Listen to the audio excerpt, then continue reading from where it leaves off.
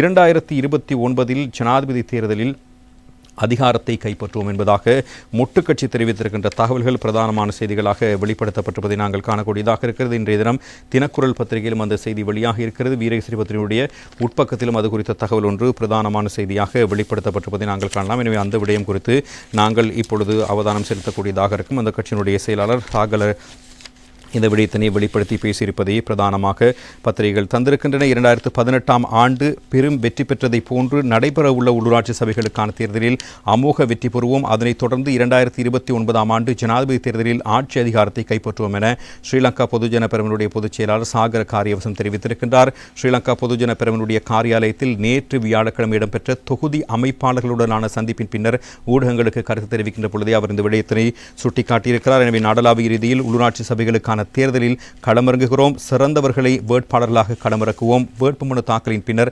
நாடளாவிய ரீதியில் தேர்தல் பிரசாரத்தில் இறங்குவோம் என்பதான விடயத்தினை அவர் வெளிப்படுத்தியிருப்பதை நாங்கள் காணக்கூடியதாக இருக்கிறது. அதே சந்தர்ப்பத்தில் மற்றொரு விடயத்தினையும் அவர் சுட்டிக்காட்டியிருப்பதை நாங்கள் காணலாம். எனவே தேசிய மக்கள் சக்தியினுடைய பொய் வாக்குறுதிகளால் மக்கள் வெறுப்படைந்திருக்கிறார்கள்.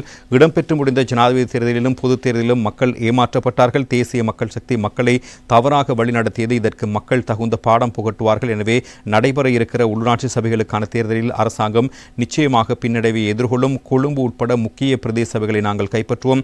இதன் தொடர்ச்சியாக 2009 ஆண்டு நடைபெற இருக்கிற 2029 ஆண்டு நடைபெற இருக்கிற ஜனாதிபதி தேர்தலில் தேசிய மக்கள் சக்திக்கு சவால் விடுக்கும் பிரதான அரசியல் கட்சியாக பொதுஜன பெரமுன பலமடையும்.